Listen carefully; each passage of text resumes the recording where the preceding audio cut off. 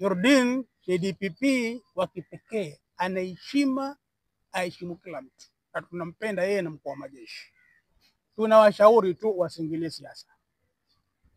Hii slogan ya Ruto must go wawachane nayo, manake watachafuliwa, na wao ni viongozi safi wanaheshimika hapa Kenya.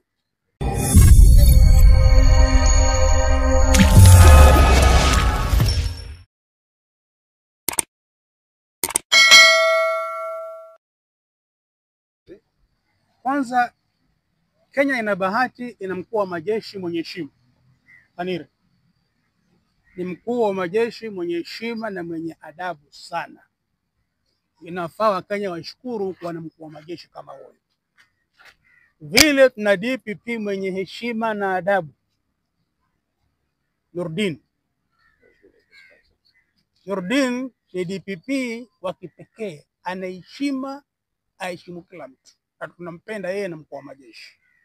Tunawashauri tu wasiingilie siasa. Hii slogan ya Ruto must go wawachane nayo, manake watachafuliwa, na wao ni viongozi safi wanaheshimika hapa Kenya.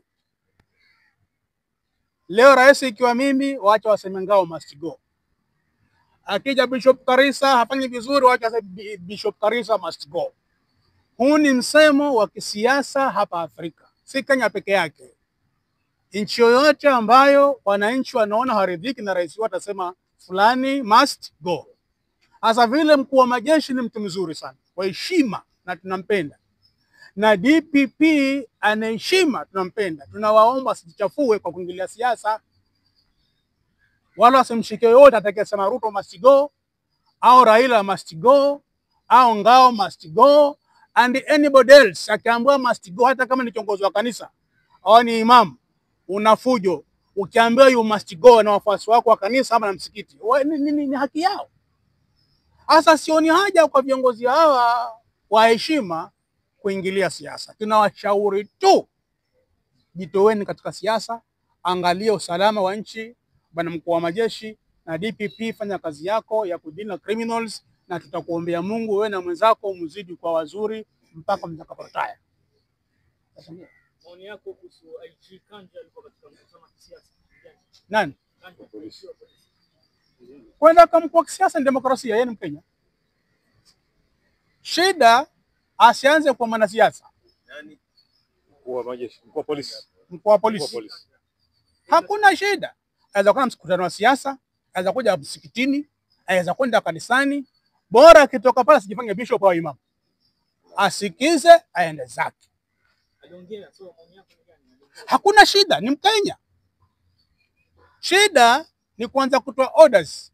Bishop usivae msalaba Ijumaa, uweke chini, hata kwa saa kosia watu. Au sheikh usivai kilemba na joho Ijumaa, utakosia watu. So anaweza kwenda kanisani, aweza kwenda msikitini, aweza kwenda mkutano wowote. Bora akitoka pale afanye kazi yake ya msikiti, kanisa na siasa, asiingilie. Angalia kazi yake ya security. Akiingilia atavunja heshima yake na atapata nafasi ya kutukana. Na kama wamechoka na hivyo viti vyao, wataka siasa, wavue uniform, waje wanjani. Ndio shaka bana shekhe huyu hapa kwenye kura sisi kuomba kura kwa bagili mbaya Kabisa. inshallah bwana. Lakini kwa sasa tunawaomba tu vile ni tunawaheshimu, wasisukume kwenye siasa kabisa, manake watapandikwa na kuchafua jina. Watapata nafasi kusema wile watolewe, watatoa nafasi watu kuanza fulani kwa majeshi ondolewe, ameingilia siasa, DPP ondolewe, na hawa ni watu wazuri sana, hatujapata kuona tangu Kenya ipate uhuru.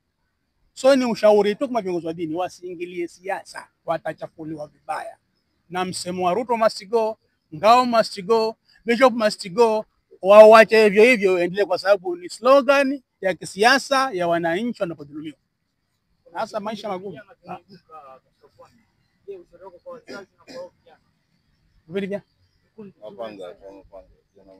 vijana wa mapanga tumesema wasihurumiwe hata kidogo. Kama wewe ni kijana umeamua kukataa tu mapanga, tunawashauri polisi msiwapige risasi, washike, peleka Chimolateo. Msihurumie kabisa. Na mzazi atakayepatikana amtetea pea tuendani. na mwanasiasa atakonekana atamtoa jela pia yeye atuwe ndani. Mambo ya kutafuta kura kwa kutetea vijana wakorofi wa kushika mapanga kuua watu hatutaki. Kwa hivyo mzazi akiingilia kati, mwanangu si mbaya, tia ndani. Akija mwanasiasa, mtoe huyu mkura yangu, tia ndani. Akija shekhe na bishop kumwambia atolewe, tia ndani. Hata kama ana kilemba kinshuka huko au msalaba kwa magotini, lakini tutampa vipanga, tia ndani.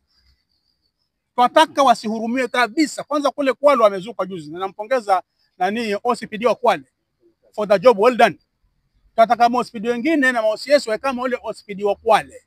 Tunampongeza ule mzee na tunamwombea Mungu. Kamateni vijana wote, kamata kabisa, weka ndani ili nchi iwe na usalama wa kutosha. Yeah. Na mambo ya abduction yamezidi, watu kutekwa nyara.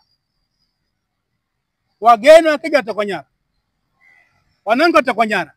Tunataka hili jambo likomeshwe. Vile sasa Mheshimiwa Raila na Ruto wako pamoja, wakae pamoja inshallah. Vile mpo Mageshi ni mzuri na DPP ni mzuri, wakae pamoja inshallah, wakomeshe utekaji nyara Kenya. Umetutokesha na tumetusinya.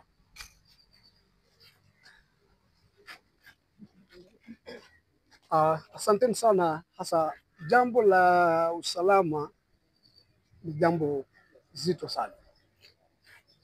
Mimi nahusikana na usalama katika Nyali sub-county, lakini tuna matatizo ambayo yamezuka sasa Mombasa, hata kufikia watu kuweza kwenda kuvamia watalii. Hii imevuka mipaka ya kawaida.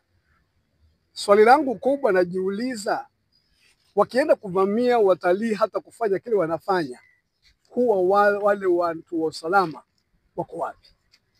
Askari wetu huwa wako wapi? Tunasubiri lifanyike lipi ndio sasa kuonekane usalama umedorora? Sasa mimi ombi langu ni kwamba ikiwa itawezekana, kama vile Sheikh amesema, kusiwe na shoot to kill.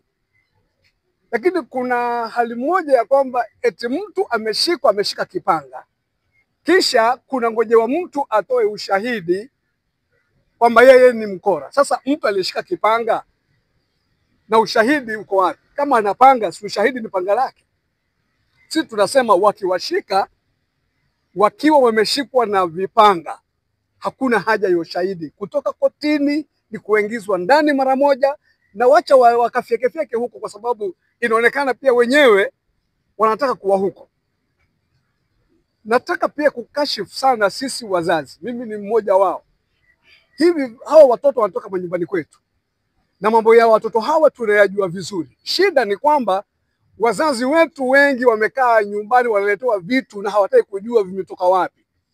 Wamkuta mtoto na simu ya 1,100 na hutaki kujua imetoka wapi. Wakuta mtoto amejivalia nguo nzuri, hutaki kujua zimetoka wapi, na mtoto hafanyi kazi.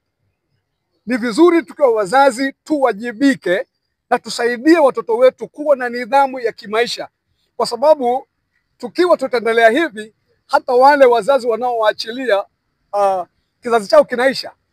Maana hao wakiwekwa ndani ama wakipigwa risasi, hakuna tena kizazi ambacho tunaweza kukitegemea. Kwa hivyo tafadhali sana wazazi wenzangu, tunza watoto wako, elewa movement ya mtoto wako, elewa marafiki wa mtoto wako ni akina nani na urafiki wao msingi wake ni upi. Ukifanya hivyo, tutakuwa na nchi nzuri, tutakuwa na watu wazuri. Na shangaa kama wale watalii juzi walikuja walivamiwa, sijui kama kutakuja wengine. Na hii ripoti lazima ifike kila mahali, maana maovu hutembea sana kuliko mazuri. Kwa hivyo naomba tafadhali tudumishe amani katika usalama katika mkoa wetu, katika region hii na katika vitongoji vyake vyote, na tutakuwa na nchi nzuri. Asante. Sote tukiwa Waislamu na tumetanganyikana na wenzetu wa Kristo, kwanza Uislamu ni amani, na yatakikana tuwe na amani, na wakati wowote sisi tukizungumza tuzungumze amani. Mambo ya kuwa usalama umekosekana ni juu yetu sisi. Kwanza usalama anza mwenyewe. Yatakana wewe mwenyewe kwanza uanze usalama, ndio umtakia na mwenzako. Kwa sababu gani? Kwa sababu ya haya ambayo kwamba yanaokumba ambao mitaa yetu, kuna wakora wametokea na vipanga. Kitu gani kinasababisha mambo haya? Kitu gani kinasababisha mambo haya? Ni kwa sababu vijana wetu wamesoma na hawana kazi, na hilo ndio linasababisha mambo haya. Maana ameshinda hana chochote, leo amepata mtu ametoa panga, bana toa nipe ulicho nacho. Ni ile sababisha na nini? Ningeomba rais, kama ulivyoahidi, watafutie vijana kazi waliosoma. Hawa vijana wetu waliosoma wapate kazi. Ndio haya, ukifanya namna hiyo tena ukorofi, kwa sababu huu ukorofi utamalizwa na hayo. Na vijana wenyewe wajipime, kwa sababu sio wewe uwe unamfanyia mwenzako vibaya. Hata dini haikubali. Hata dini, afadhali umwambia mtu nisaidie kuliko kumkata. Ikiwa yeye hana chochote, muombe nisaidie. Hata kila kama ana chochote na njaba na nisaidie, atakusaidia, lakini kuchukua kuliko kutoa pango umkate, si sawa kidini, si sawa kisheria, na Mwenyezi Mungu awafikie sote inshallah. Swala hili la kuhusu usalama ni swala zito sana kimaisha. Mimi nitashangaa kama usalama unazorota. Usalama unahitajika zaidi, kwa sababu hata katika kuabudu msikitini, kanisani, ni lazima kuwe kuna usalama. Kama kuna taharuki, hamwezi kutulia na mkaabudu. Kitu ambacho mimi ninasema ni kwamba hawa vijana wenye kutoa mapanga na kuhangaisha wananchi, ni haki kabisa washughulikiwe vilivyo. Narudia kusema ni washughulikiwe vilivyo, bila msamaha wala bila kubembelezana. Lakini shangao langu ni kwamba wanaohitaji kusimamia usalama zaidi ni askari wetu, majeshi. Hawa askari nataka kuwaonya kwamba wengine wamefika kiwango ambacho hawafanyi hiyo kazi yao iliyowapeleka pale.